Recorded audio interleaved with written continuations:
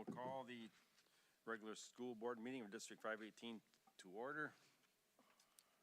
Roll call, let the record reflect Adam Bloom is not with us this evening.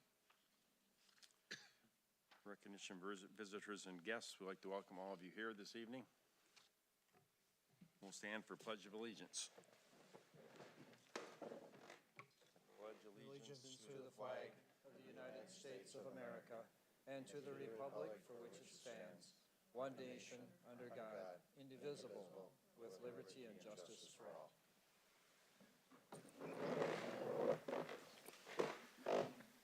.4 correspondence and recognition. I've received no requests for public participation this evening. 1.42 recognition of students, staff, and community. We welcome all of you here.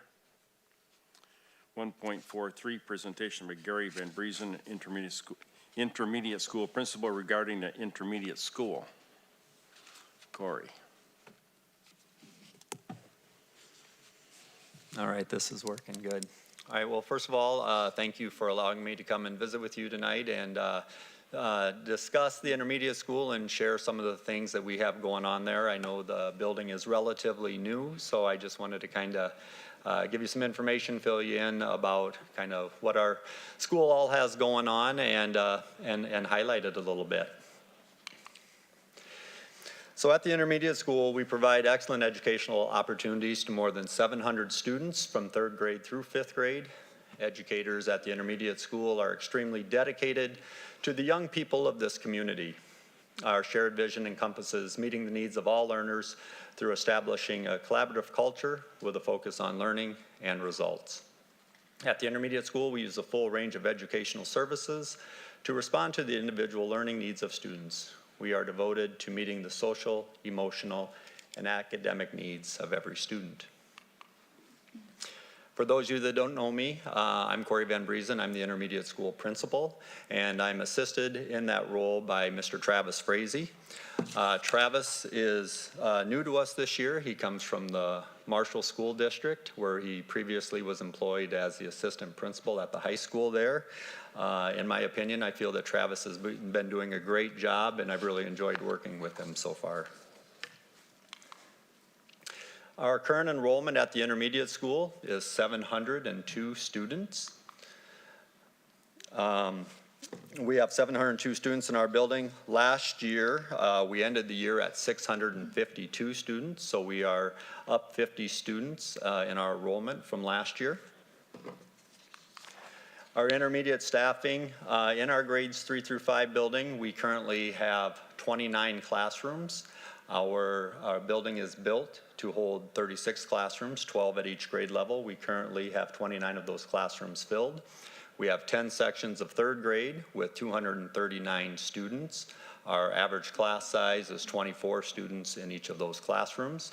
We also have 9 sections of 4th grade, 224 total students. Our class size averages 25 students per classroom. And in 5th grade, much like 3rd grade, we also have 10 sections with 239 students, which averages 24 students per classroom there as well. At the intermediate school, we have a lot of specialized support staff. As you know, in a district like ours, we have a lot of needs. We have a lot of I guess, varying educational backgrounds and experiences. So in order to support all of our students, we have some of these support staff in place. We currently have 6 SLD teachers. So SLD, for those of you that don't know, stands for specific learning disabilities. So we have 2 special education teachers at each grade level. We also have 1 EBD teacher, which is basically working with students with behavioral disorders, and we have 1 DCD teacher in our building. DCD stands for developmentally cognitively delayed.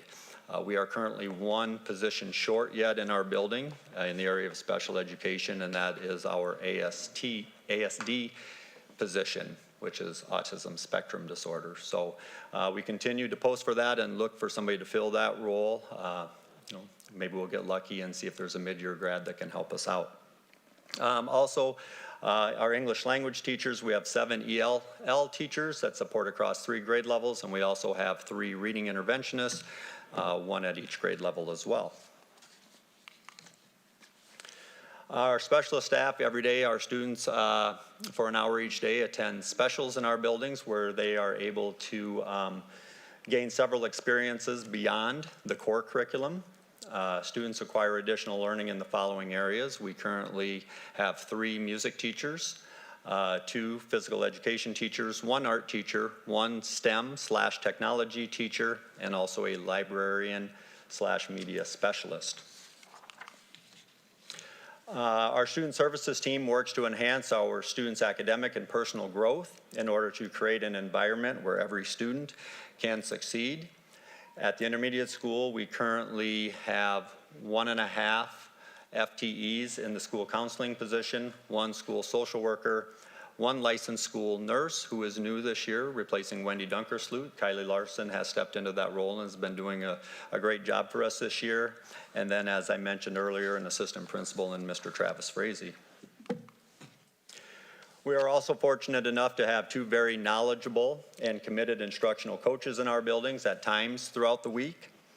They are shared between other buildings as well this year. Amy Benson and Carmel Halinka do a great job of supporting our new teachers in their instructional practices, among many other things that they do each and every day.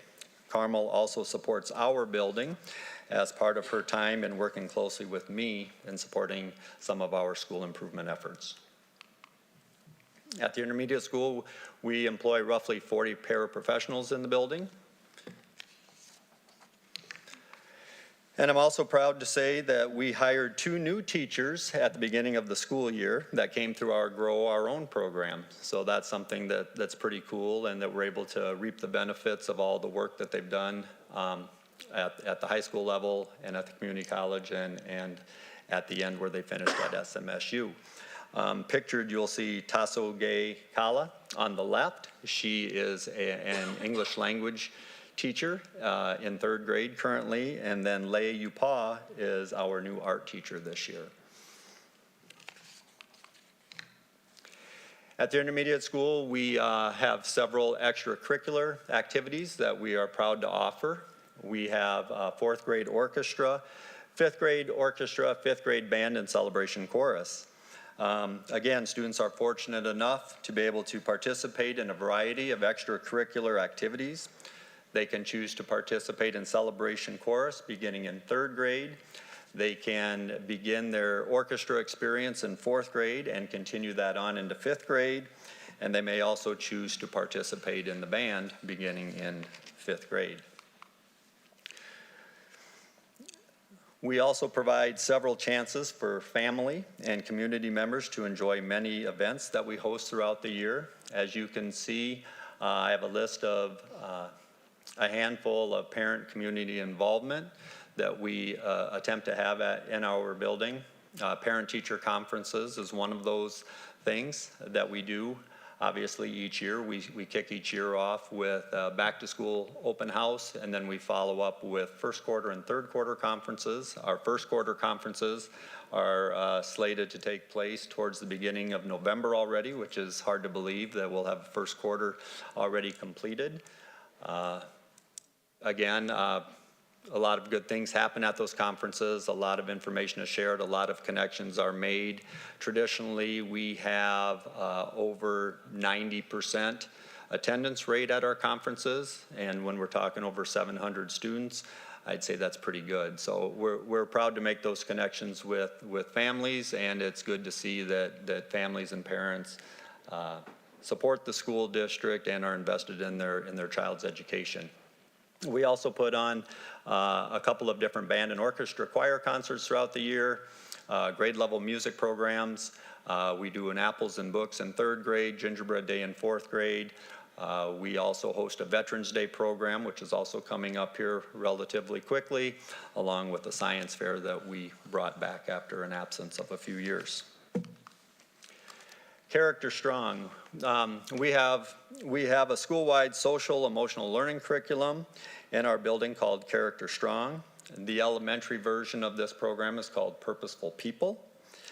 We begin every day in our classrooms discussing, practicing, and learning about lifelong character traits which empower students to be kind, be strong, and be well. Each trait is focused on for a month at a time before moving on to the next trait. In September, our lessons and practice centered around respect and has moved to responsibility now for the month of October. Other character traits that we will practice and learn about throughout the year will include gratitude, empathy, perseverance, honesty, cooperation, courage, and creativity. We began something new this year to go along with our Purposeful People initiative in order to promote what we are learning about each morning in our classrooms. We will be recognizing students each month who demonstrate what it means to show the featured trait. And we want our students to know that these traits are not contained just to the classroom, but as they go throughout their school day and everywhere they travel throughout our school day and through our building. Teachers and students take time at the end of the month to decide who in their classroom should be recognized for the focus trait. In the picture here, you will see the students who were presented the respect certificates for the month of September.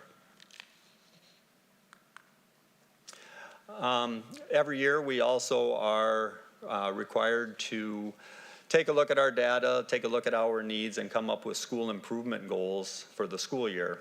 So our school improvement goals, or our SIP goals, in the past have been focused on growth targets in our building. This year we have decided to move towards proficiency goals rather than growth targets, as that is what we are measured on by the state of Minnesota.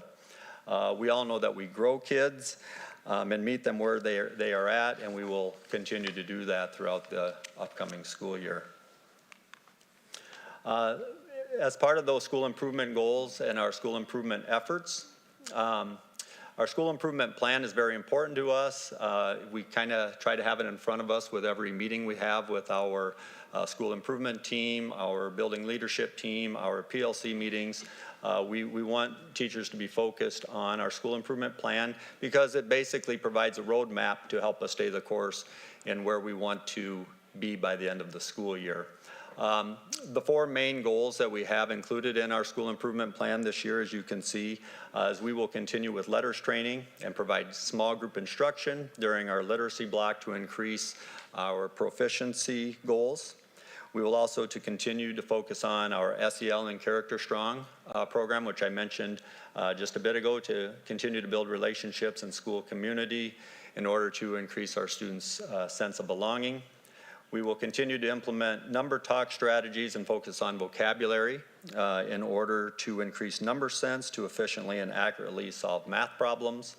And lastly, we will continue to use our data to scaffold our Tier 1 instruction within our classroom in order to meet our progress towards language proficiency scores as measured by the WIDA Access Assessment, which is the assessment that all of our ELL students are required to take. I had mentioned a big part of what we do each year too is driven by our school leadership team. Just so you know, our leadership team does meet twice a month and also as needed to help make important decisions related to our building.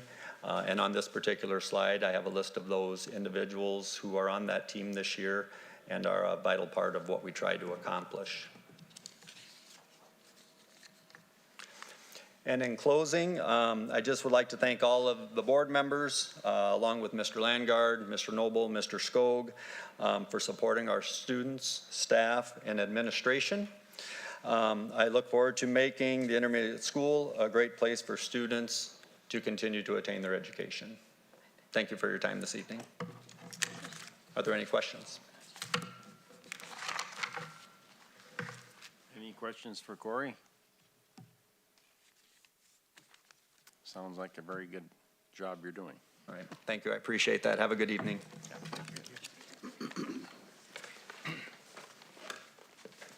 Okay, 1.44, presentation by Carmen Johnson and Dina Lubin, Human Resources regarding Minnesota paid leave. So you guys all have folders. We gave you some information that we're going to discuss just for reference for you guys to follow along. And then when we're done, if you have any questions, we can certainly answer you. With the paid leave, we're also going to review a little bit of the other leaves that we currently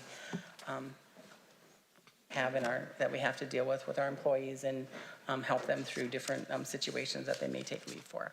So Dina put together the PowerPoint, so we're going to let her present, and then if you have questions at the end, we'll be happy to help answer those. All right.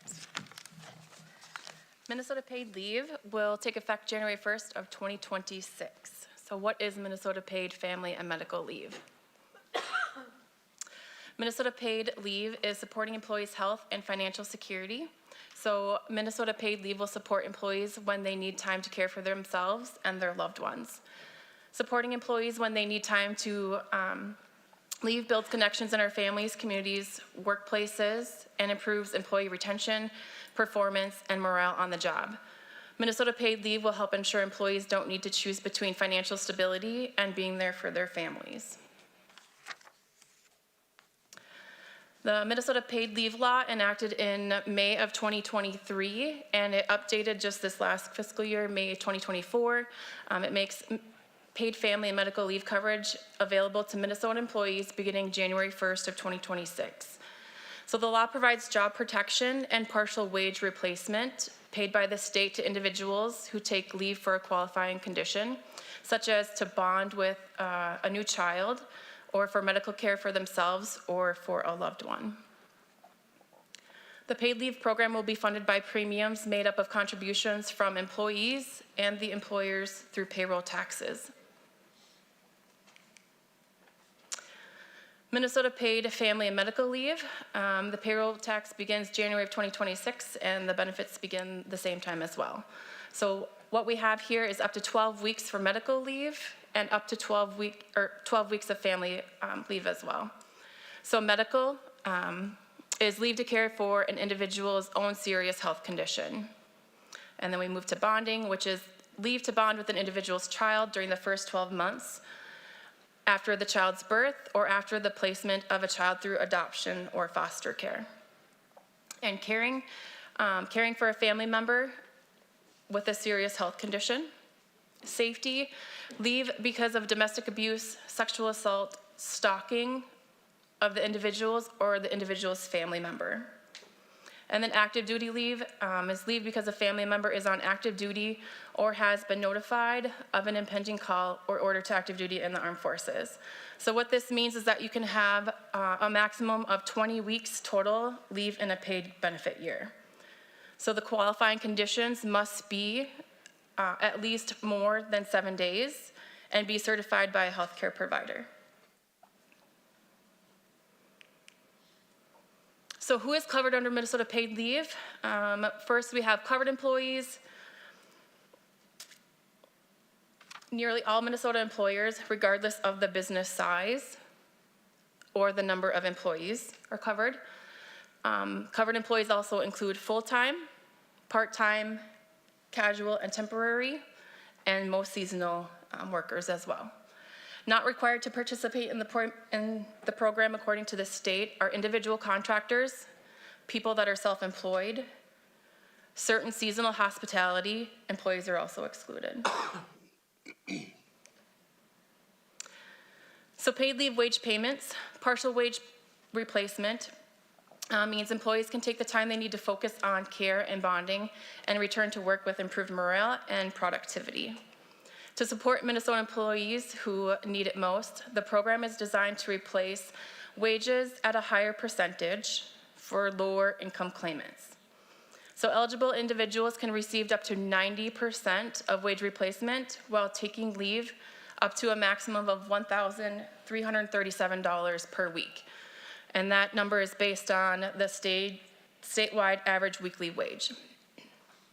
To be eligible, employees must have earned at least 5.3% of the statewide average, which is the annual wage of $3,684 in 2023.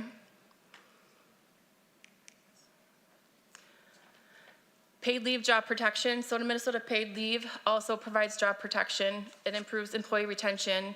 Employees can bond and care for family without job loss. They will also be restored to their same position or equivalent. Compensation will be the same pay. Benefits are the same as before they went on Minnesota paid leave, and their status and seniority also remains the same. So job protection begins 90 calendar days from their date of hire. So building Minnesota paid leave. The rulemaking is the way the state agencies adopt, amend, or repeal the program regulations or rules. The process provides the public a means to comment on rules that affect them. The paid leave division is finalizing draft rules in the following areas: healthcare provider certification, seasonal employment, opting into the program, overpayment, claims administration, leave modifications, benefit payment schedules, private plans, role of the employer, small employer assistance grants, covered employment, job protections, intermediate leave, safety leave. So what this means is that this is still in legislation, and we look to have some more rulings this fall and next year as well. So key milestones for us as employers. So 2024, Human Resource Department and a lot of the leadership team have attended multiple trainings. The first quarterly wages are due this October, the 31st. And initial private plan guidance will be available later this fall, early next year. So 2025, employers can apply for private plan applications open to employers for exemptions. Community outreach grants start July 2025, and then notify employees about paid leave benefits by December 1st of 2025. Then we get to 2026, payroll deductions start January 1st of 2026. Benefits and leave available to employees begin the same day. Small business assistance funding is also available at the same time. And then April 30th of 2026, we have our first quarterly premiums due.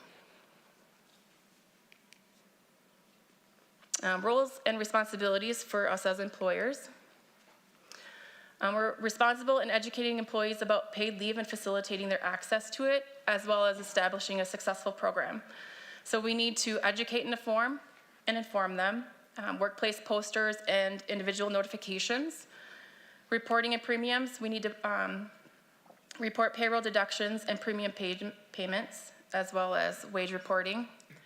Leave administration, support return to work, coordinate other leaves and payments to employees on leave, and then collaborate and improve. We'll collaborate on how to operationalize the law, providing input on how to improve overtime as well.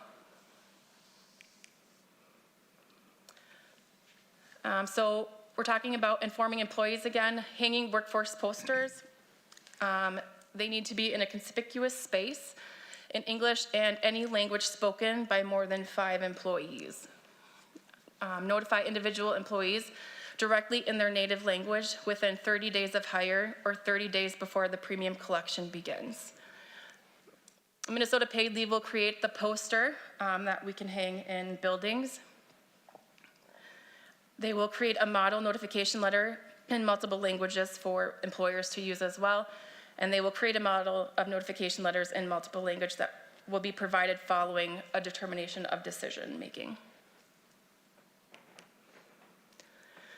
Reporting wages.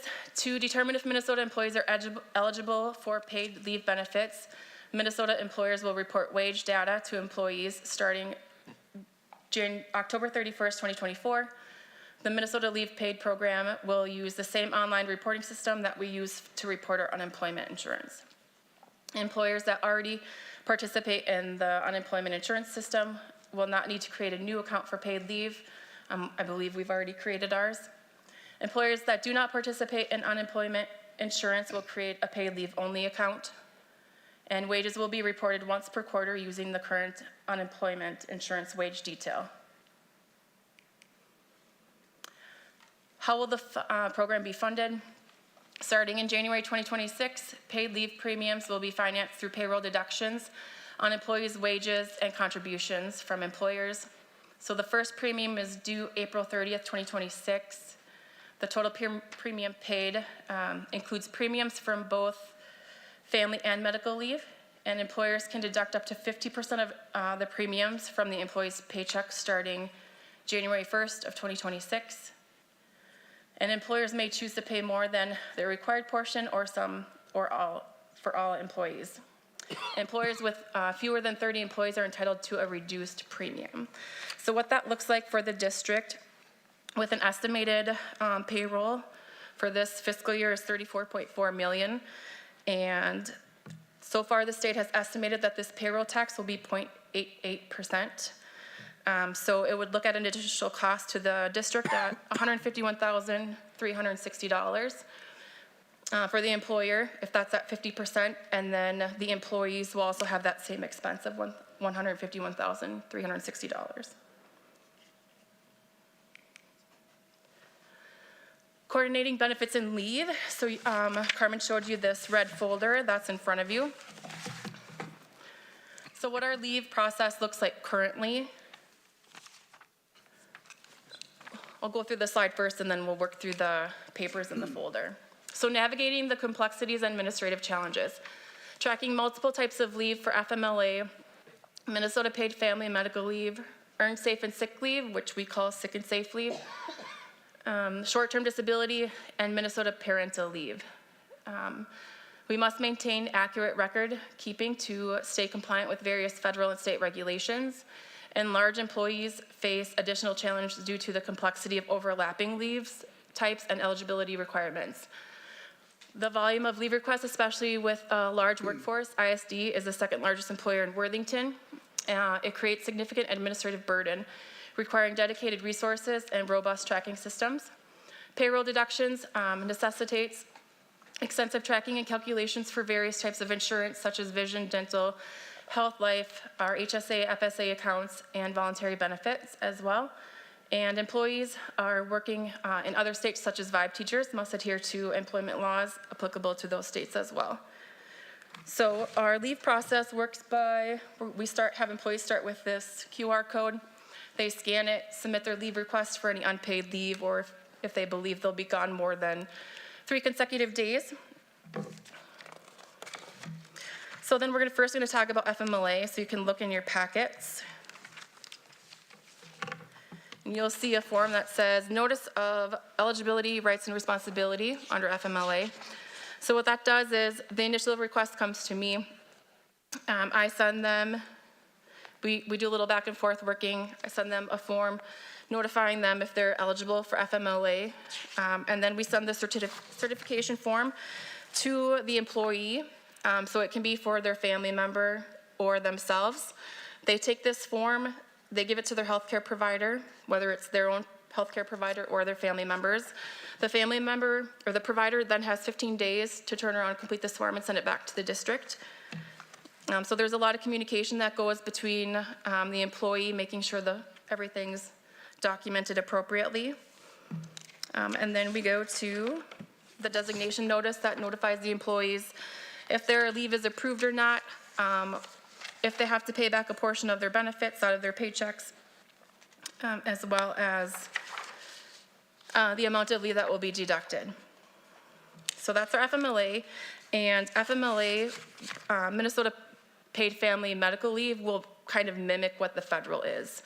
You have to have worked for the district for 12 months and worked 1,250 hours to qualify for FMLA. That's standard across the board in any job you work at.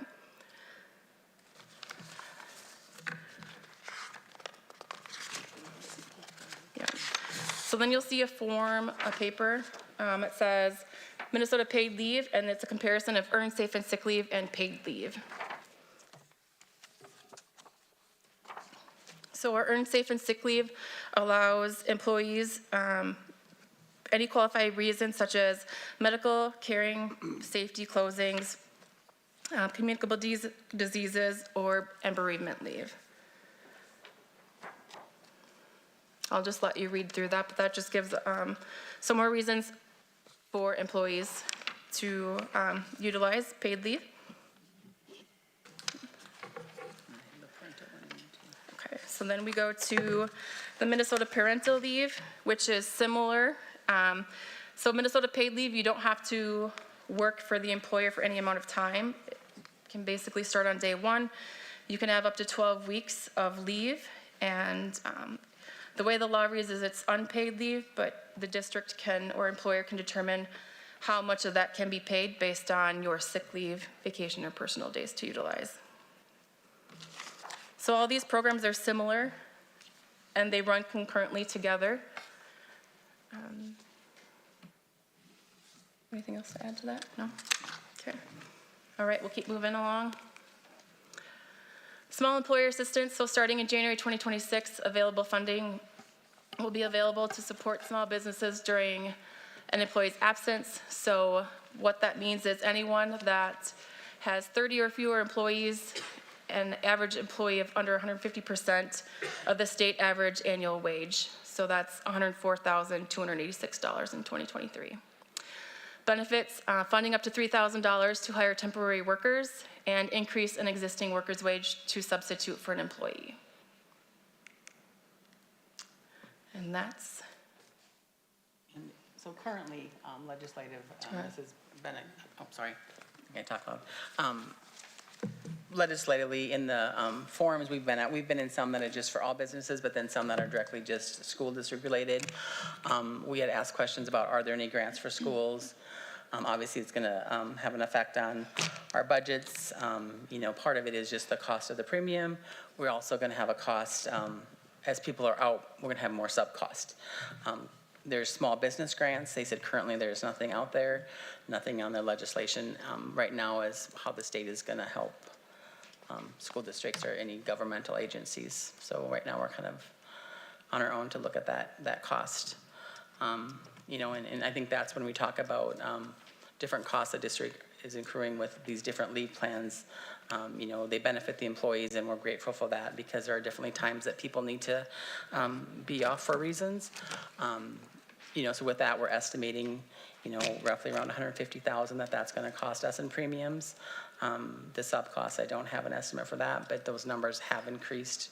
We have seen approximately 85 to 90, 100 people off a day in our district. Most of those we do try to find subs for because they're definitely positions we need subs. So there's that added cost of this plan. The other thing on employment, I know Mr. Langard has mentioned this a couple of times. We just got our third quarter bill. Roughly the summer unemployment for any school year employees is between that $350,000, $375,000 that added. The state had money in there to help compensate that. We're not sure for this last one how much the state has left to cover that. We haven't gotten that amount yet. We had received the bill for it, but we're not sure on if they're funding that whole spot of that, or if some of that's going to come out of the district, and then most likely going forward it will be 100% on the district.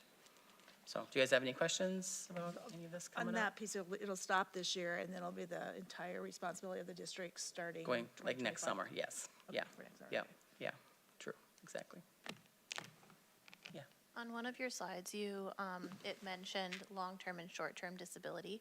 I'm wondering if you could just speak to the overlap between like our existing short-term and long-term disability plans and then this new program, and is there going to be a potential cost savings if we don't need that long-term or short-term disability? So right now, the district funds long-term disability. That will still take place, like, so it's actually, you have to be off 90 days, and then day 91, that long-term kicks in.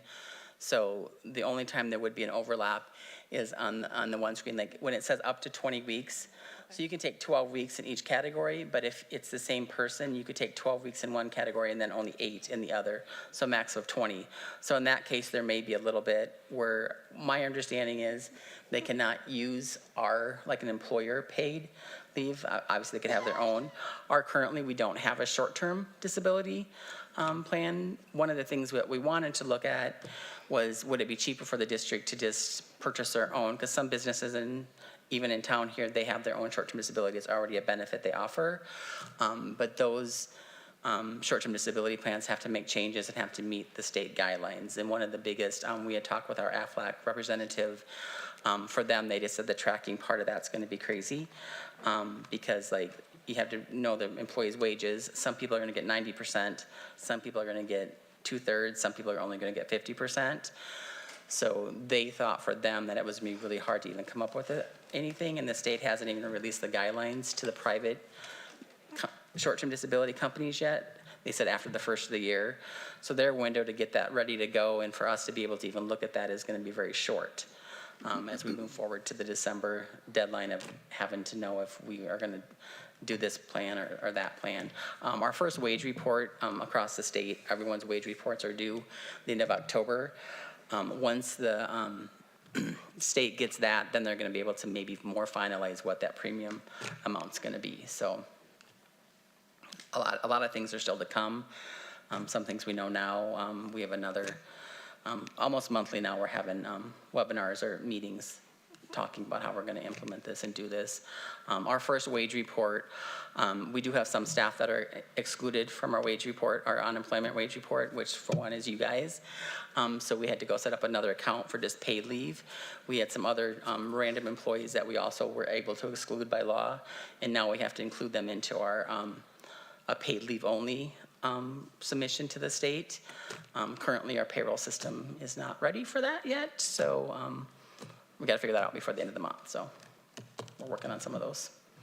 So definitely as we move forward, there'll be more information and different things that we're gonna have to work towards. Matt, did you have a question, or? What did you say was the average daily absence? So I ran a report for September and October. It started out a little bit like in the high 70s to 80s. The month of October, our average is right around between 85 to 99 people gone a day.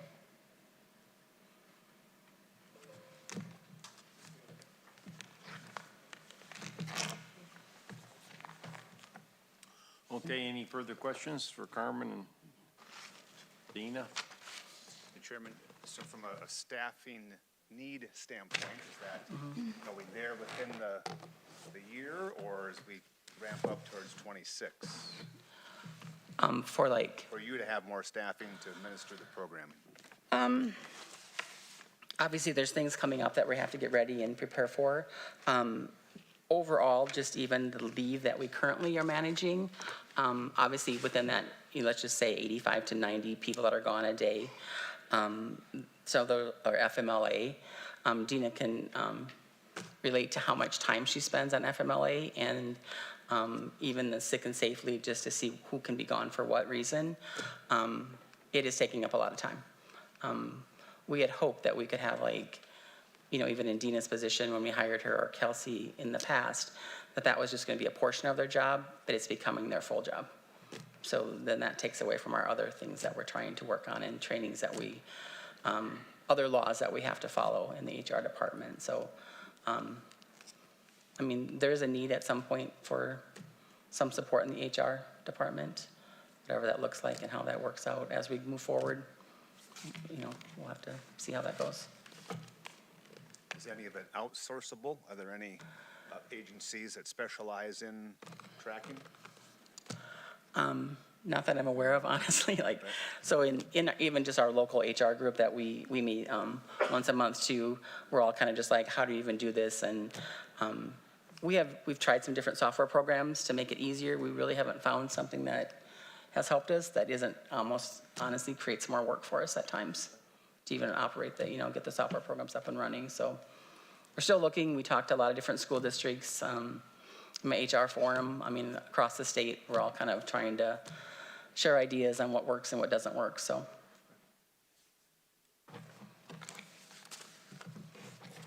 Okay, any further questions for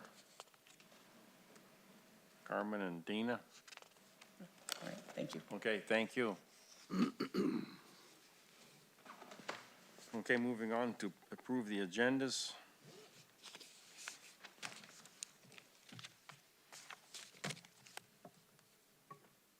Need a motion? I make a motion to approve the consent and main agendas. Second? Motion by Steve, second by Matt to approve the consent and main agenda. Any discussion? All those in favor signify by saying aye. Aye. All those opposed, same sign. Motion carries. 3.0, approval of minutes. Move to approve? Second. Motion by Matt, second by Tom to approve the minutes. Any discussion?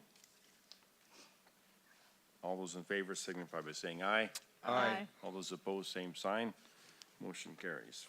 4.0, consent agenda. We need to approve the items on the consent agenda. I move approval of the items under the consent agenda. Second? By Lori, second by Matt to approve the items on their consent agenda. Any discussion? All those in favor signify by saying aye. Aye. All those opposed, same sign. Motion carries. 5.0, main agenda, monthly financial overview. Dave? You should have the revenues and expenditures report through the end of September, so we're 25% into our fiscal year. Our revenues are running very close to where we were at last year, just under 24%. And the expenditures are running a little bit ahead of last year at 17.5%. There's really been no extraordinary or unusual revenues or expenditures at this point, and things seem to be moving along pretty well. Okay, any questions for Dave? Okay, hearing none, we'll move on to 5.2, discuss, approve the lease levy for service cooperative payment. So this was presented at the Operations Committee and discussed. Really what it comes down to is we use currently the lease levy for Memorial Auditorium and the rental of the ice arena. We have paid for the service co-op lease levy out of the general fund the last few years, and based on where we're at right now and moving forward, to me, it looks like the right time to move this back under the lease levy. And our payment, or where we would be at, which would be FY25, is $83,763. So, and again, just roughly equivalent, that's the cost of a brand new teacher roughly. So I'm in favor of, or recommending to the board that you commit it under the levy versus out of the general fund for the upcoming year. And the reason we're discussing that right now is that would need to go on those lease levy sheets, which get finalized in December. So it would be an opportunity in November to make the decision, but sooner is better if possible.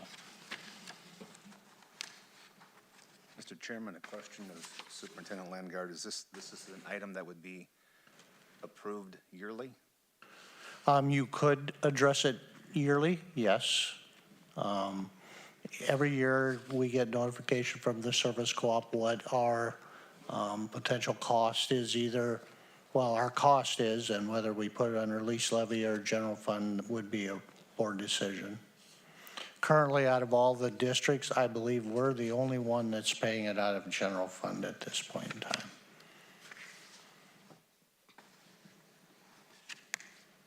Move to approve the use of lease levy for service cooperative payment. I'll second that motion.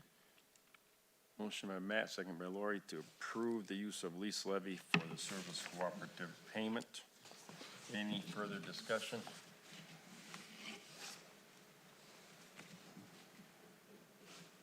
Hearing none, all those in favor signify by saying aye.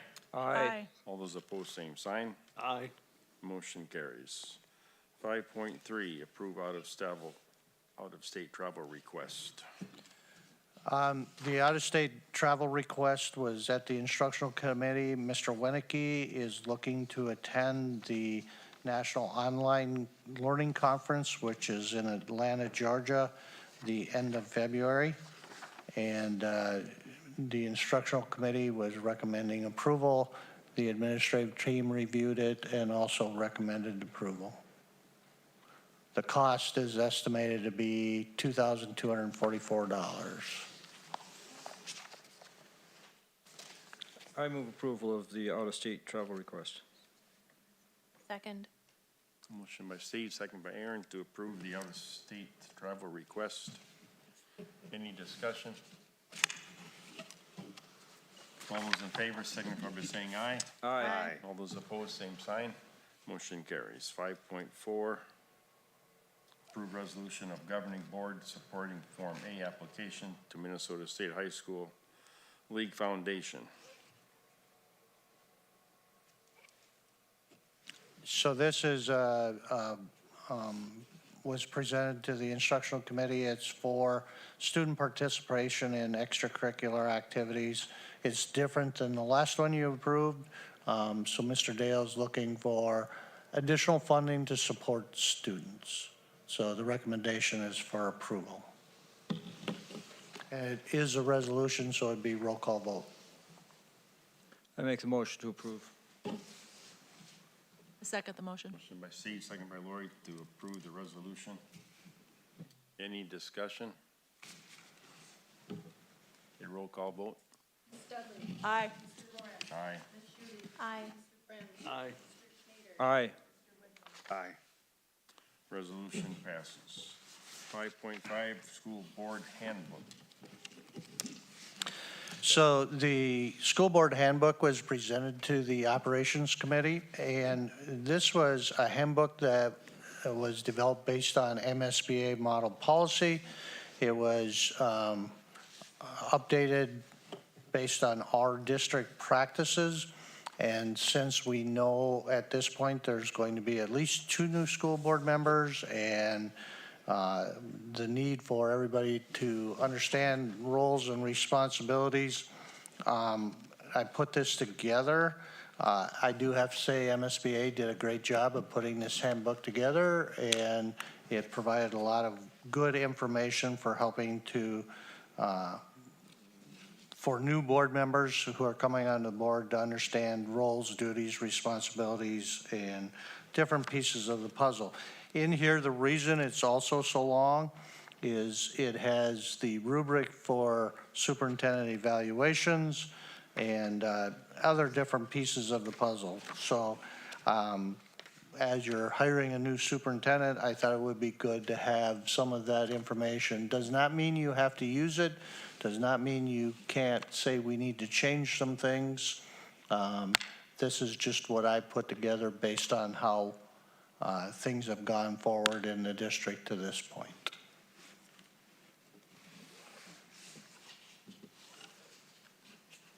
Okay, that's just for discussion. Correct. Any questions for John about it? Just a wealth of information, and thanks for putting it together and getting the MSBA involved with the model policy that's included. Okay, thank you, John. 5.6, approve HVAC software update. Do you want to handle that one? I'm going to make you work before you retire. We received notice from our HVAC automation company that there's an upgrade to the system that we have currently. The cost is just under $12,000, I believe. At this point, it is a choice to upgrade, but if we have any issues, we'll immediately be required to update. So we're recommending that we update it and get it up to speed and get all of our custodians trained on it.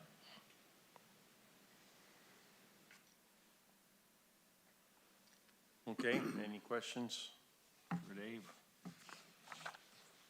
Chairman, one question. This would be district-wide or particular buildings? It's district-wide. Covers the entire district.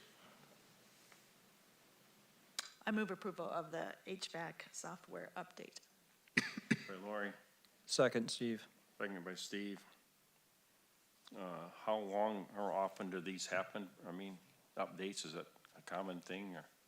We upgraded our entire program here probably 2-3 years ago, which was rather expensive, but the upgrades they're not often, maybe every couple of years.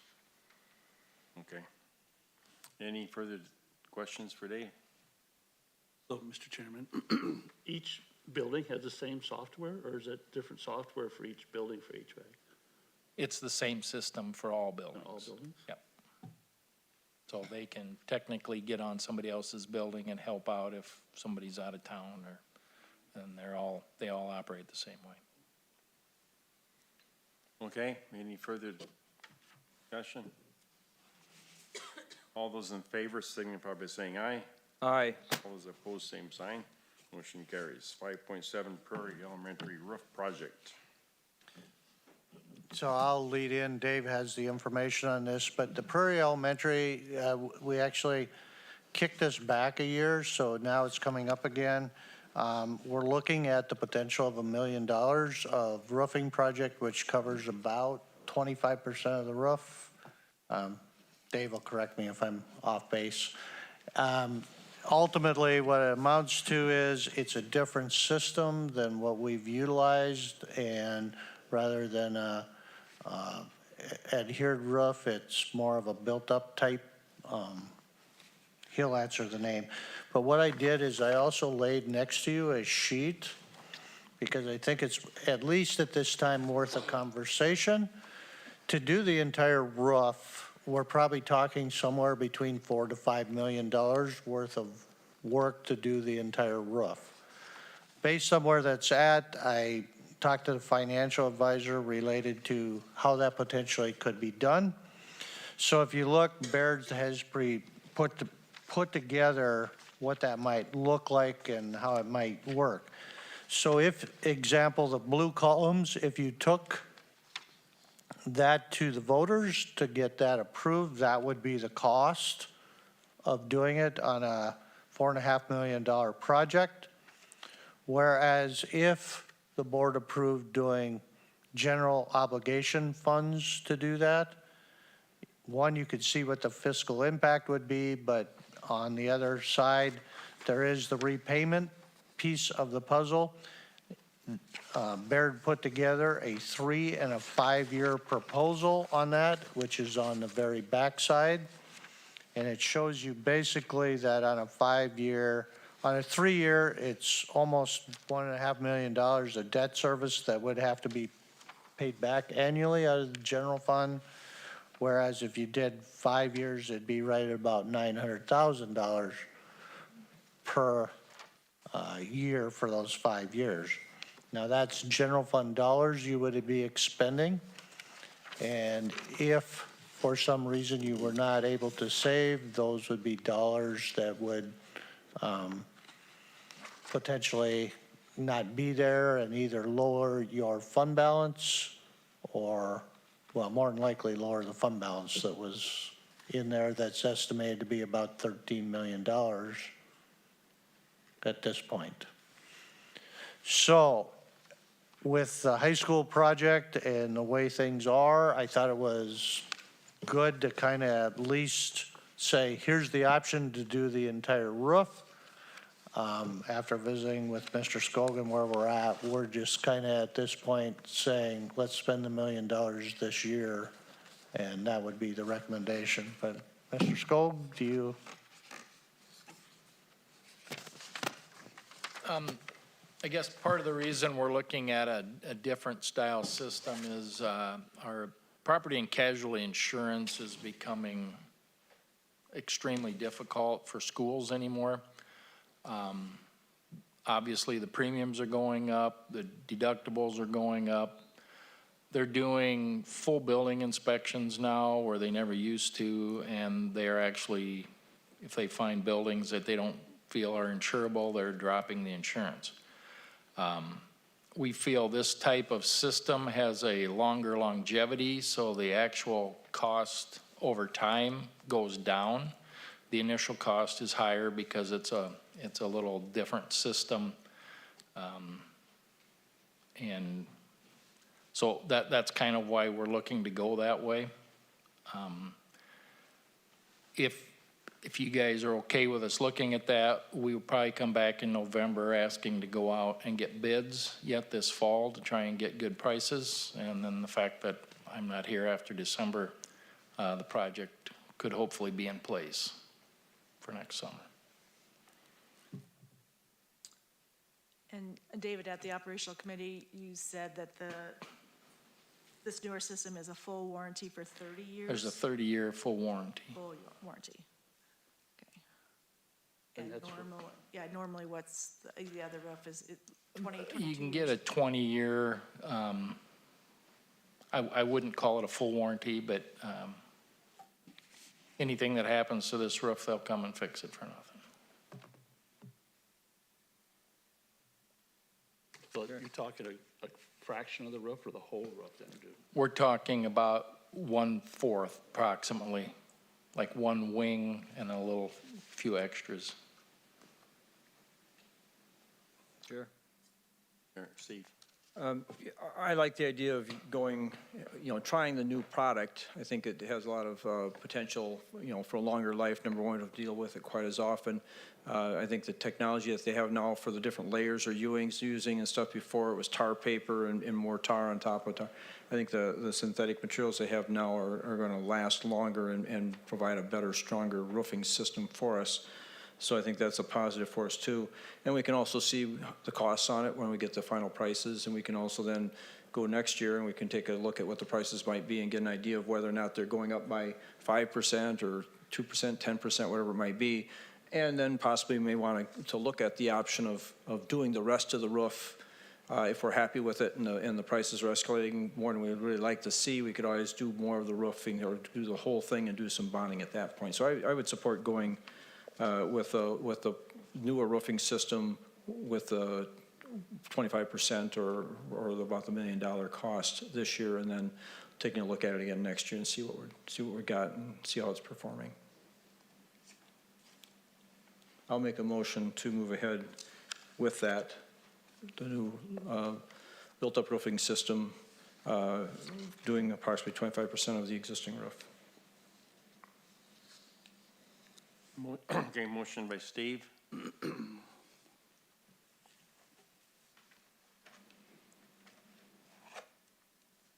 Need a second?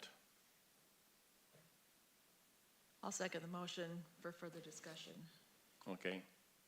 Motion made and seconded. Mr. Chairman, it is listed as just discussion on the agenda. Was there an intent to take action? We're just trying to get your opinion on Okay. on changing the roofing system, and then we would have, get specs ready to go so that we could come back and request to go out for bid in November, I guess was our intent. I guess the recommended action is to approve the project. So we'd be approving the 25% of it going out for bids. My motion was to approve moving ahead with the project Right.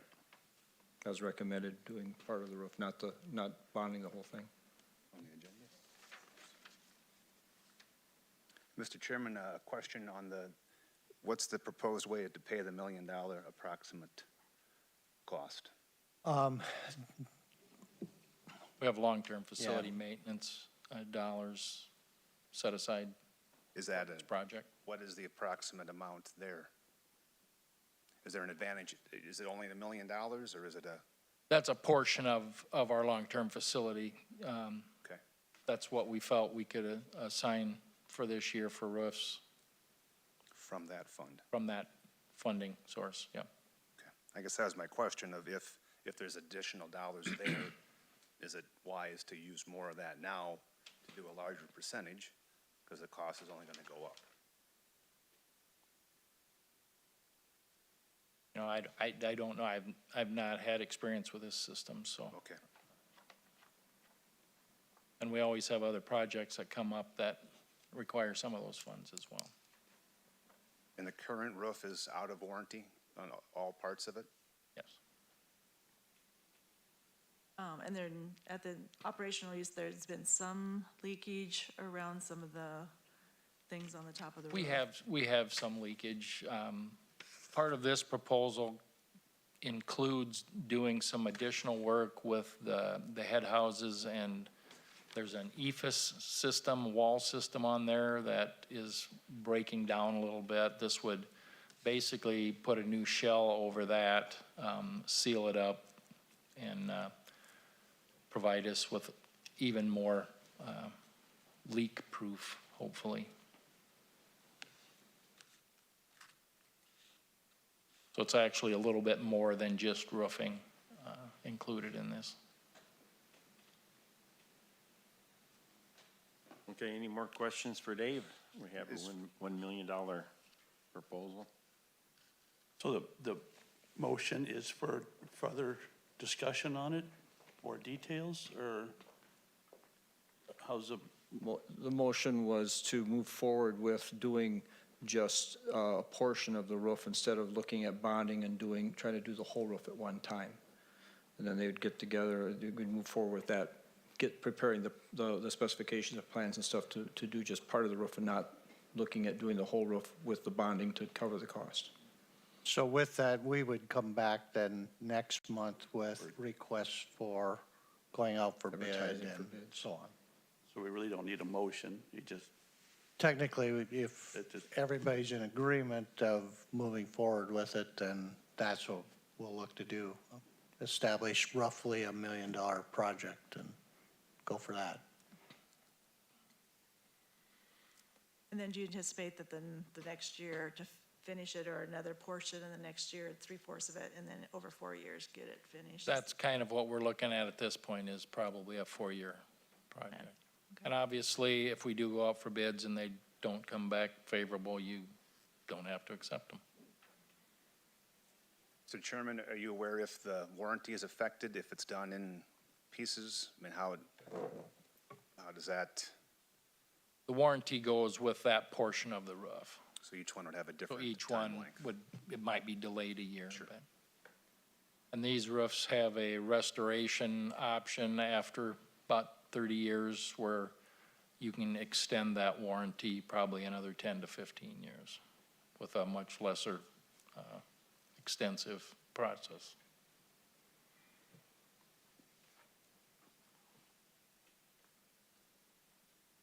Okay, well, we had a motion that you wanted to, is clarifying we're gonna spend $1 million on roughly 25% of the roof. We will accept those bids next month, is that? You would request bids next month, and then Okay. hopefully we'd have them in December so we can move forward, roughly, timeline-wise. December or early January. So you wanna vote on it, or you wanna just let them come so forward is later? this something you can get done for the next November meeting then? Well, we could approve it, but, We have the majority of the information ready. It's just putting it in, bid form. So he could have it ready to go out in November after the meeting. So what do you wanna do? You wanna vote on it, or do you wanna wait till We November? have a motion and a second, Okay. so we should vote on, Okay. motion second to go forward. Okay, the motion is $1 million at 25% of the roof to go out for proposals next month, right? We'll come back and request authority to go out for bids, yes.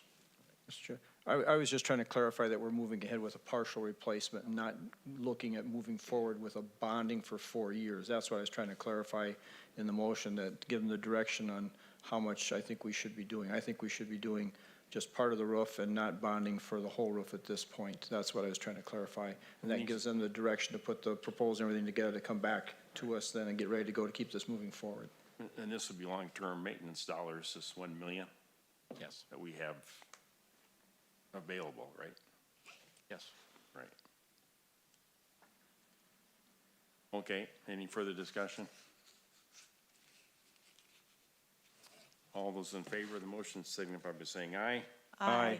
All those opposed, same sign. Motion carries. 5.8, approve salary and benefits increase for Worthington paraprofessionals.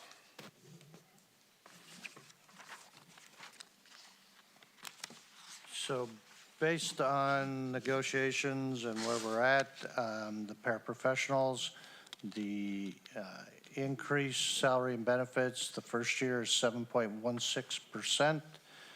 Second year would be 4.54%. Total increase over 2 years, 12.03%. That's salary and benefits. Oftentimes, everybody doesn't understand that's total cost to the district.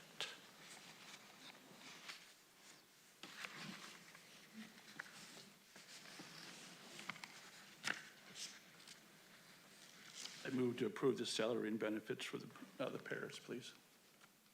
A motion by Tom, Second. second by Aaron to approve the recommended action as presented. Any discussion?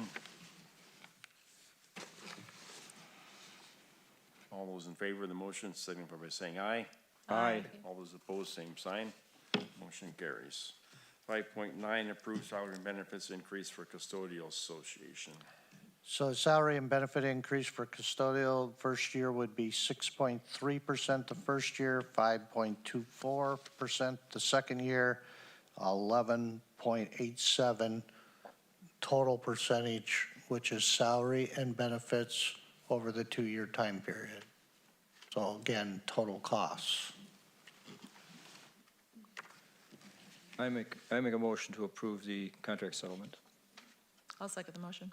Motion by Steve, second by Lori to approve the salary benefits increase for custodial association. Any discussion? All those in favor of the motion signify by saying aye. Aye. All those opposed, same sign. Motion carries.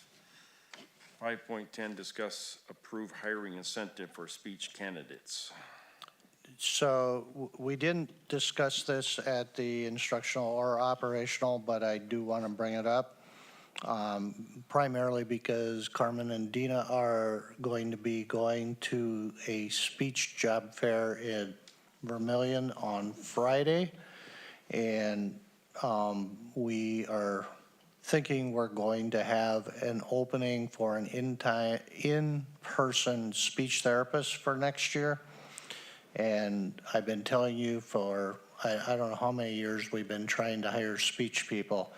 I think it's important that we work very diligently to get an in-person speech person this year. And so I don't necessarily like the idea, but we have to do something to make sure we get at least one speech person in this round of hiring. So I'm requesting authority from the board to go up to $25,000 in a hiring incentive for a minimum of one position. 2 would be ideal.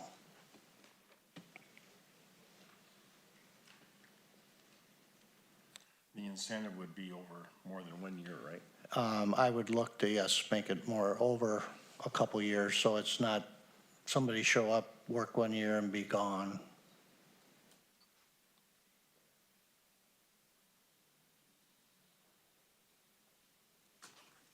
Aaron? Question for Mr. Landgard. You mentioned an in-person job fair in Vermillion, but what other specific efforts are being made by the district to try and identify potential candidates for this position? Well, personally, I've talked to people who are graduating that are actually students that attended here and tried to recruit them. Had no success in getting them to come back to their hometown. Again, I've talked to a number of different candidates over the last 4 or 5 years that potentially could come here.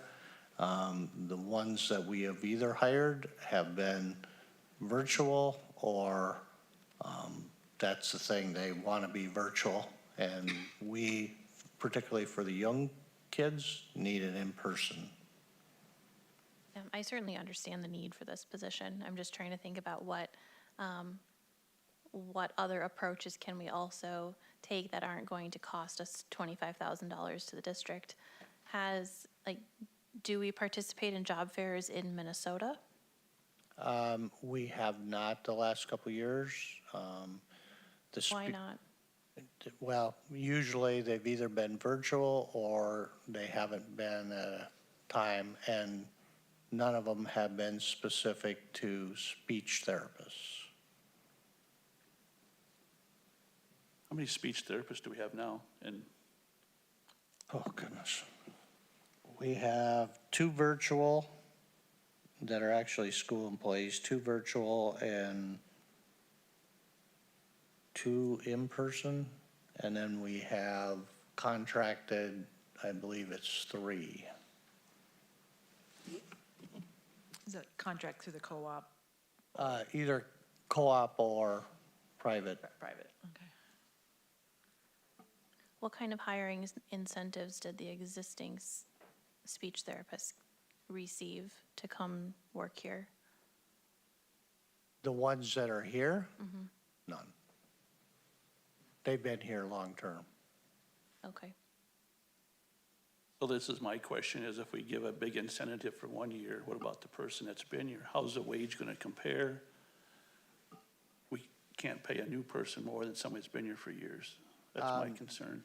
The hiring incentive doesn't go on their annual salary. So, but again, it's either that or you don't give a hiring incentive and you hire them at a higher rate of pay to try and get them to come as well. And then that's an annual cost where the hiring incentive only covers, it's kind of a one-time cost.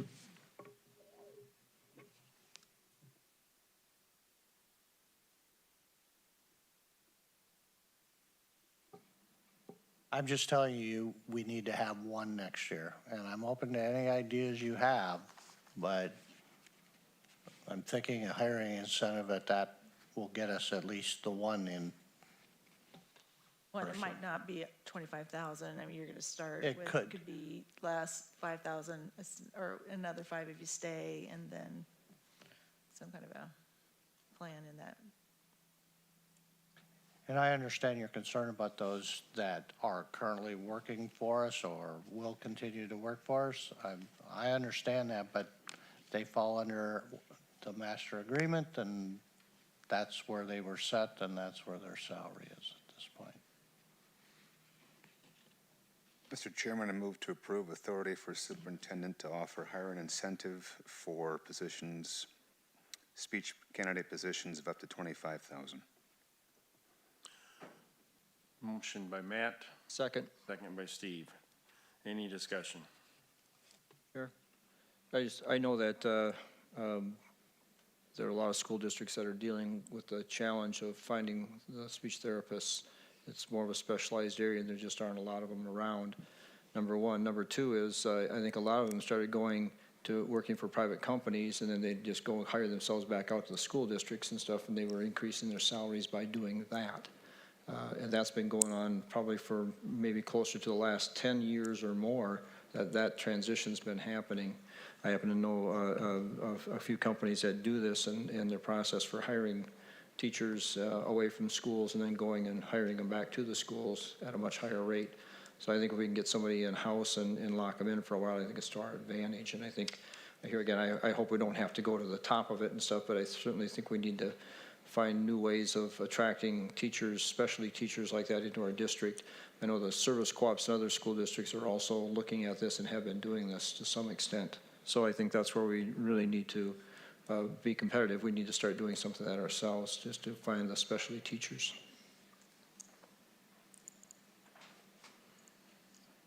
Any further discussion?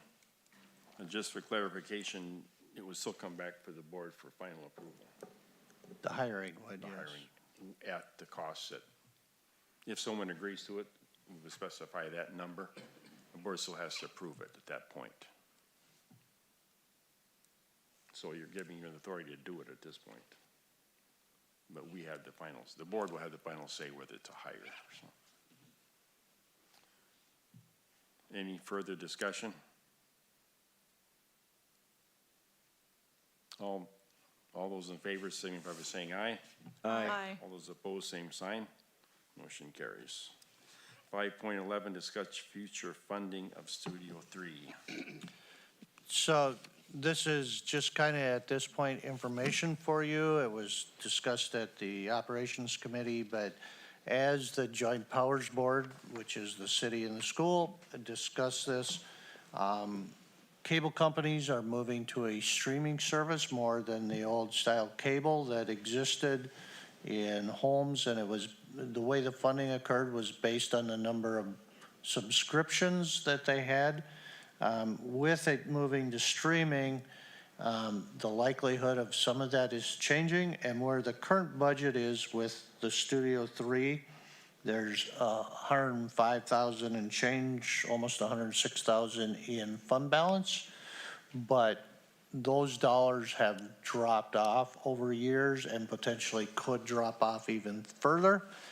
So the city, I know, will be talking about or has talked about the fact that there's going to need to be, if that Studio 3 is to continue, some support from the school district.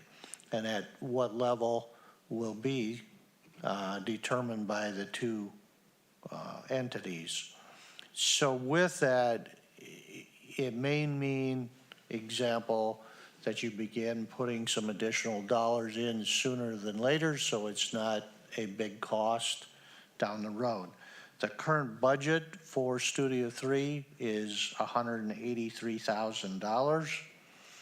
So if there were no funding, it would be roughly $90,000 to $95,000 of funding that potentially would need to come from each entity.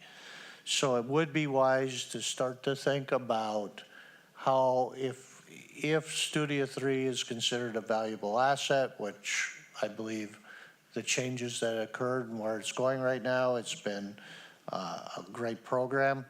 And the boards, either this board or future boards, will need to consider putting dollars into whether they want to or not to support this in order to keep it. Now, it does not mean things won't change as far as potential revenue in the future based on the negotiations of those contracts. But at this point, that's not the trend that's occurring, and it's information to get you up to speed that potentially there's going to be what I'll call the need to consider additional funding to support this part of the programming that exists in our district and with the partnership of the city. And again, Studio 3, part of it is that's what's videoing and recording our school board meeting as well as the city, as well as many other things. So. And Mr. Noble and Mr. Schneider serve on the Joint Powers Board for the district. Question on that, Mr. Chairman. So that is only city and school are the joint powers? Correct. And do they share the expenses evenly on a percentage basis? Or how does that piece work? At this point, that isn't determined. Right now, I would say it's 50-50. That's how it's kind of divided up. But that's something that'll be a conversation for the future, I believe.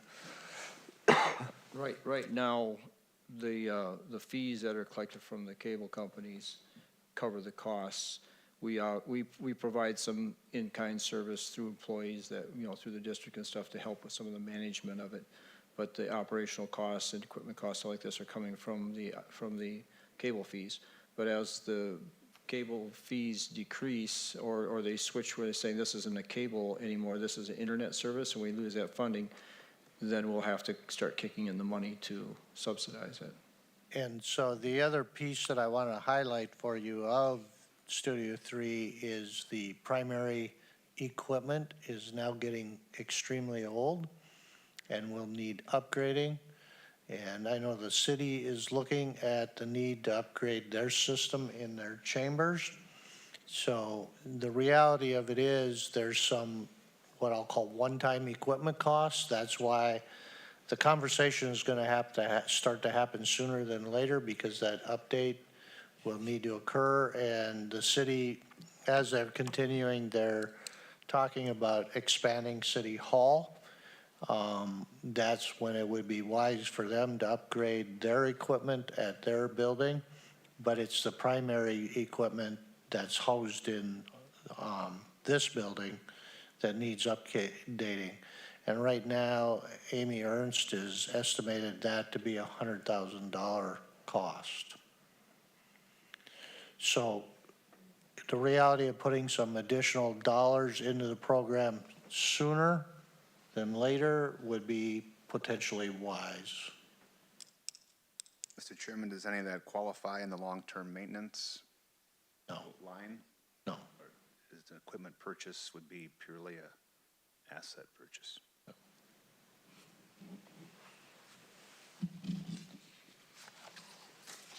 This is just discussion at this point.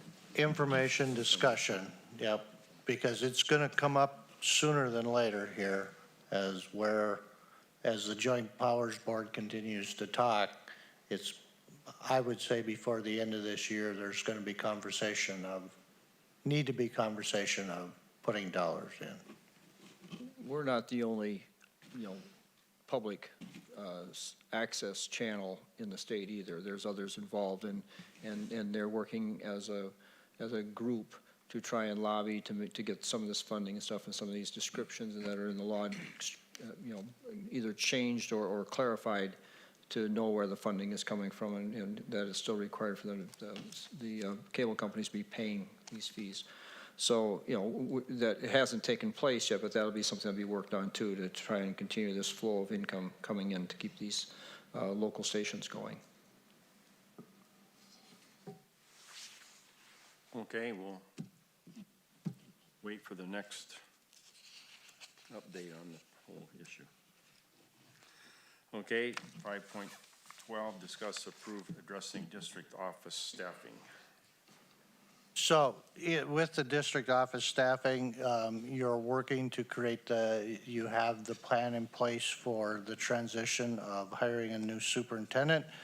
And with Mr. Skog's retirement coming up the end of December, it's imperative for moving forward, in my view, to create as much flexibility of how the structure will look in the district office, as well as creating the opportunity for the new superintendent and the new board of what things might look like as we move forward. The one concern I have is based on the structure, the new board may not have all the background to make some of the decisions related to how the structure should look. So based on that, I believe you have a few options to consider that would help address some of those things for the new board. One, we can go out and advertise and you can maintain the current structure, which is Director of Operations position. Two, you could go to an interim Director of Operations and look to just put that in place for a length of time as an interim type. Three, you could go to making a structural change, which would be to move, rather than a director of instruction and director of operations, to an assistant superintendent position. And with the other district office changes that potentially are coming, may be advantageous and create enough flexibility so if the board ever wanted to go back to the split positions, they could. Or you could go to an interim assistant superintendent. So you really have four options. And with that, I've thought a lot about it. I've gone back and forth. In order to create the best flexibility and flow for the district, as well as moving what I'd term forward with creating some stability while leaving flexibility for the so-called next board next year. And the new superintendent, I would recommend that you move to a structural change, which would be an assistant superintendent. It would require some reassignments of duties, and it would also require probably some ideas of different compensation for some of the additional work. But I think long-term, It would create the most flexibility, and quite honestly, I believe that would be a hire and a permanent, not an interim position, at least at this point. It could always change, but at this point, I would recommend to you to consider changing the structure and go to an assistant superintendent after the first of the year.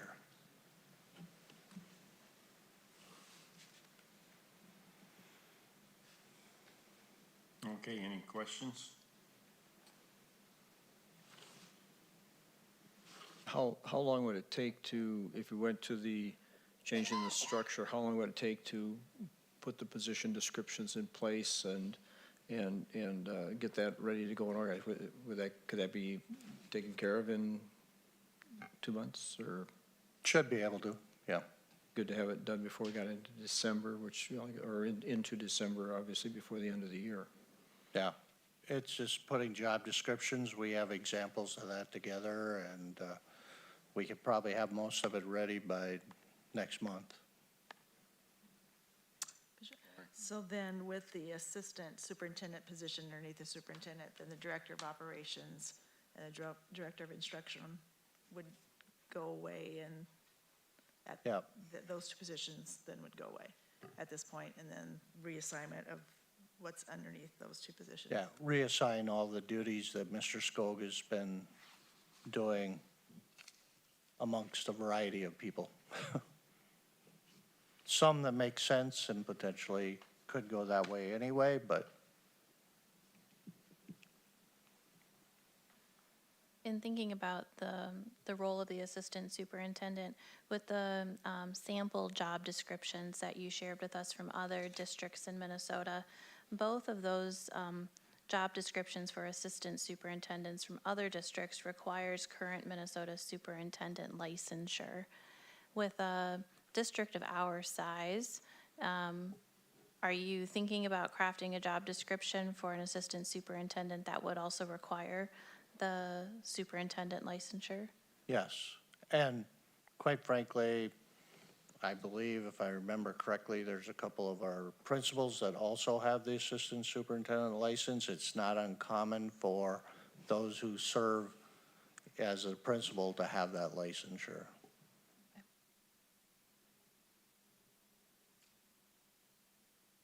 And based on where, I'll be really blunt, based on that, I would recommend we just do a reassignment of Mr. Noble to that assistant superintendent for the remainder of this year.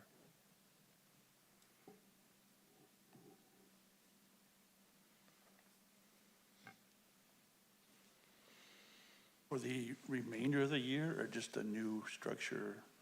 Based on the structure, I'd be sliding things over, yes.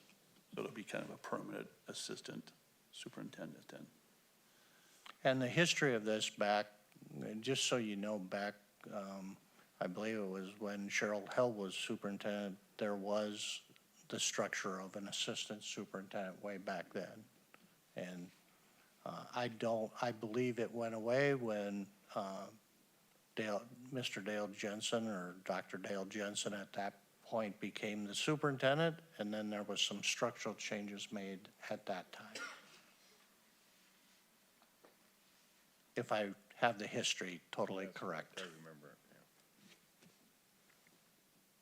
it, Yeah, I think it's, for a district of our size and the complexities and stuff that we have in our district, I think it'd be a good idea to have a assistant superintendent's position. And I think it would add a lot of benefit to our structure and assignments. And like I say, I think there's a lot of things that Dave does, and I think, you know, Dave has, through his years of experience and stuff and his efficiency in doing his job, he just kept getting more and more different things put upon him because we didn't have the facility, number one, to have additional staff in the building to work on these types of things. So to hire another person, try and cram into a small office didn't work very well, and Dave did a great job of continuing to pick up extra duties and things. So I think by restructuring it and stuff, we could put some of those things that he was doing back to other people, other assignments that would be more appropriate to be doing these types of things, and restructuring that part of the job would be a really good idea. like I say, Dave was always good enough to do whatever he was asked to do and took on probably more than what his initial job ever, described for him. But this is an opportunity for us to maybe reorganize that into a better format.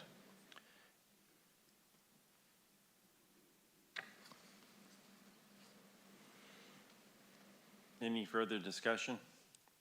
Do we have a motion or don't we? So are we, this is the only, you got district office staffing? I mean, it sounded like earlier the HR person, HR department's gonna need more staffing. Can it also be included into this one, or do you want to keep that separate? Well, so yeah, there'll be other changes that are potentially coming from the relation, and maybe even some reassignment of some job duties to other places. But if you just look at what Carmen and Dina presented tonight, you can see the load that has been created by all the different legislative mandates that are coming and the need for tracking with accuracy of all this and reporting. It's becoming it's a bigger job. What is it? 6 years ago, we had Carmen in HR. And now we're up to 3 people in HR. And they've added more stuff. So I said to Joel kind of jokingly, but as of this family medical leave piece that's getting put in, I'm glad I'm going to be retired.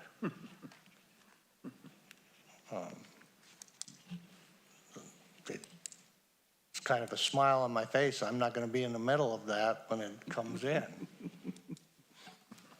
Because here's the problem, folks, that's coming your way, and we have to do a lot of tracking, and it's going to be a lot of work to have a lot of conversations with employees. We're already missing 70 to 90 employees daily the way it is, and we need to get on top of that as well. But now some of those employees are going to be out 12 to 20 weeks, and it's going to create even a bigger burden on not only our district, but other districts. So I don't see, based on where legislative action is creating any less work for what I call district office staff.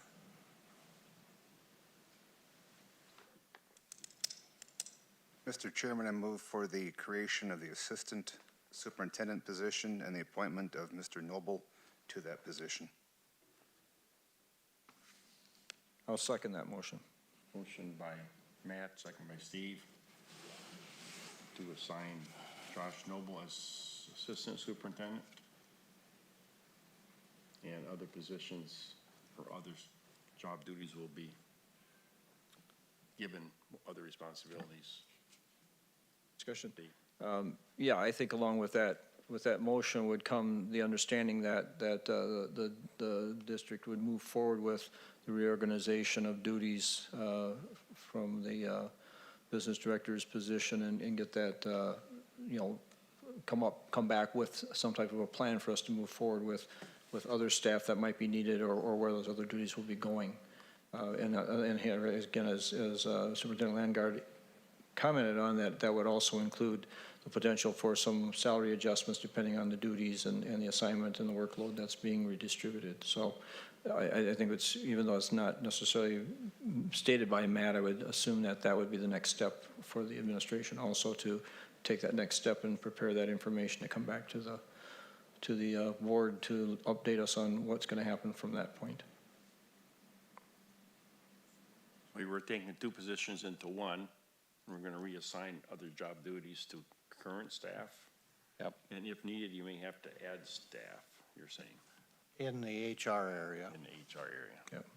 That will be determined as you As we move define the forward. job descriptions, correct? That's the way I understand it. Okay. Any questions? I support the reorganization, and I think it makes sense to create this assistant superintendent job. With all due respect to Mr. Noble, I do think that it would be wise for us to consider posting the position of assistant superintendent just having a window of time where the position is open, applications can be received. We would, of course, encourage Mr. Noble to apply. But I think in the spirit of, public trust, transparency, trying to, post a position that we're creating fresh, I would like to make an amended motion to approve the restructuring and the creation of an assistant superintendent, but posting the position for a period of time before filling it.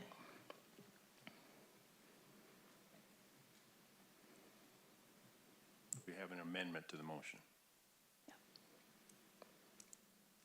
We need a second on amendment? Yes, you need a second. We do need a second on amendment. Okay.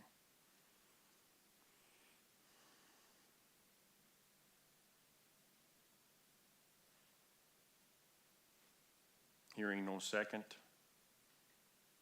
the amendment fails, or we cannot proceed. Back to the main motion. Any more discussion on the main motion? All those in favor of the motion signify by saying aye. Aye. All those opposed, same sign. Aye. Motion carries. Okay, we'll go on to reports.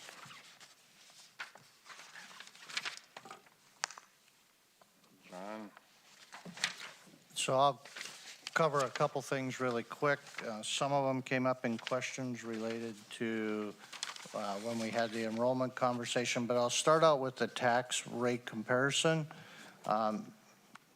Mr. Robinson from the city had sent out the tax rate comparison, and I want to make sure you all received this. I just want to highlight the tax rate for the school district in relationship. He has 19 schools, and this actually was put together by Marshall, but he shares it. There are 19 cities of comparable size, slightly larger, slightly smaller, but are comparable. On the tax rate for city taxes, they're number 8 out of the 19. When it comes to county taxes, they're 17 out of 19. And for school district tax rate in comparison, we're 16 out of the 19 communities that are listed. The average tax rate is 19.6%, while ours is for the school district 15.5. So just to give people, it's general information, but it provides some good information. The other question that came up, and I want to highlight when we were talking about enrollment and you approved the October 1 enrollment information, that it was related to open enrollment. Currently, right now, we have 710.21 students, ADMs, that open enroll into the district, which is including VIBE. Of that, 619 or almost 620 are VIBE students. The seat-based enrollment that's coming into the district is just slightly over 90. We have 18 that tuition out and 510 that open enroll out. So it gives you a little idea of where that is. The other question on the enrollment was in the preschool area. So I asked Ms. Cool what the waiting list is for the 4-year-old program. There are 9 students on the waiting list for the 4-year-old program and 5 students on the waiting list for the 3-year-old program. So those were a couple questions that came up, and I just wanted to highlight that when we had the enrollment conversation.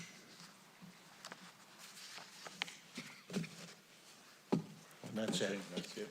Okay, thank you, John. 1.2 Instructional Committee. Everything's been covered. Okay, thank you. Operations. I think everything's been covered. Okay. Any other reports? Future business, set canvassing date and time.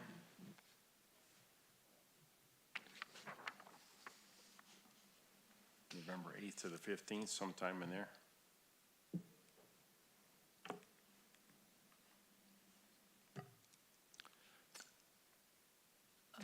Was there a recommended date, Lisa?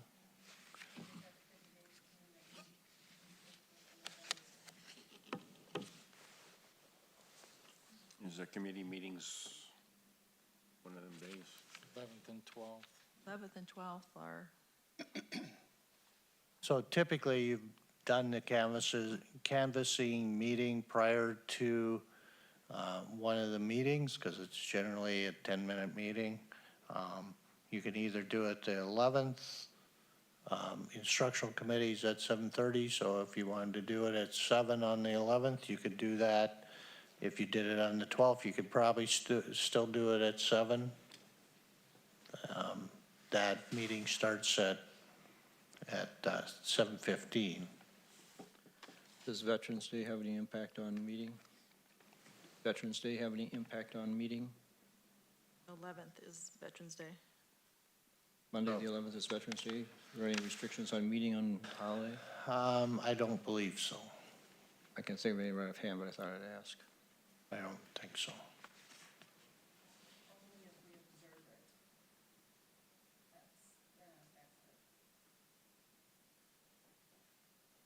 We hold school that day, so I think we're fine. 11th is fine with me.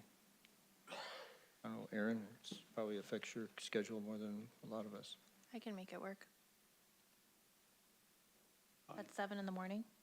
Is that what we're talking? You want to do it 7 or 7? 7:15. 7:15? You could do 7:15 Because it too. only takes 5 minutes. Do it with the head of the instructional or operational committee. 7:15 on Monday, November 11th is fine. That's the instructional committee, okay. Okay, we'll set it for November 11th at 7:15.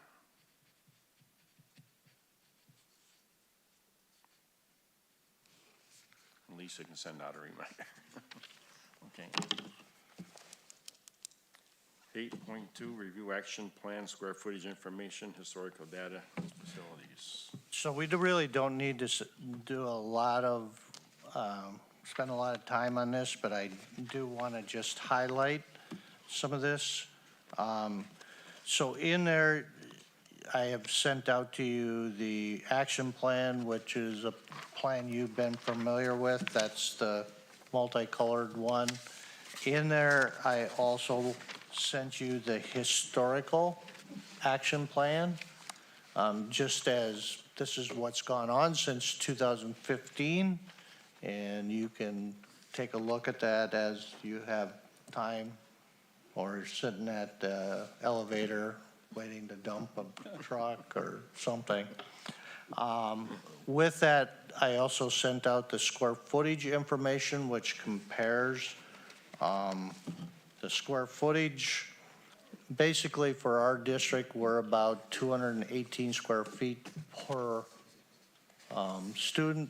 That's the academic, so it'd be like this entire building. And I did have it broke down by building. I don't know if that got included or not. But anyway, it also has the comparisons to other districts.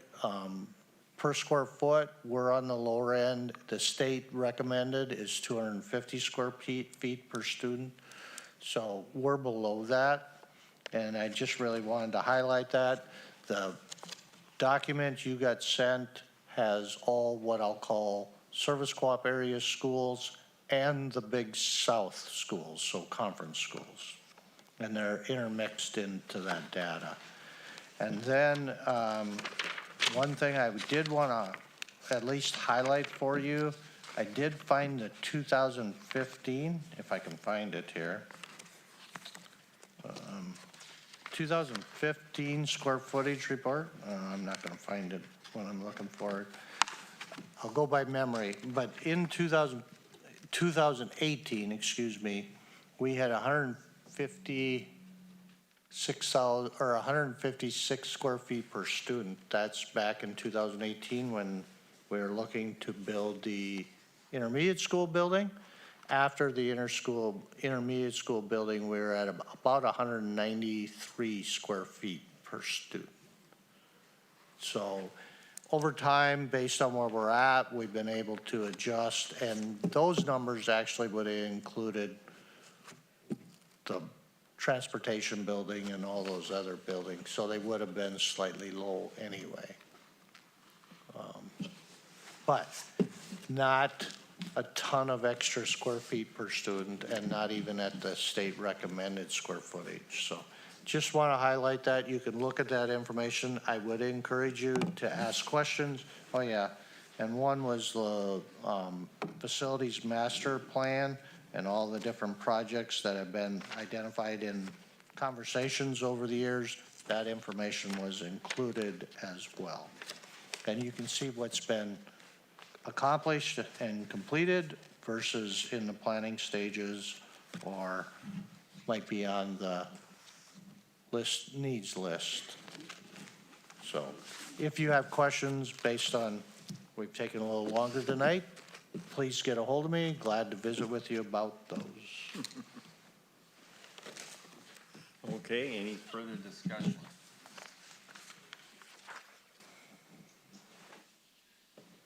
Hearing none, we'll call the meeting adjourned.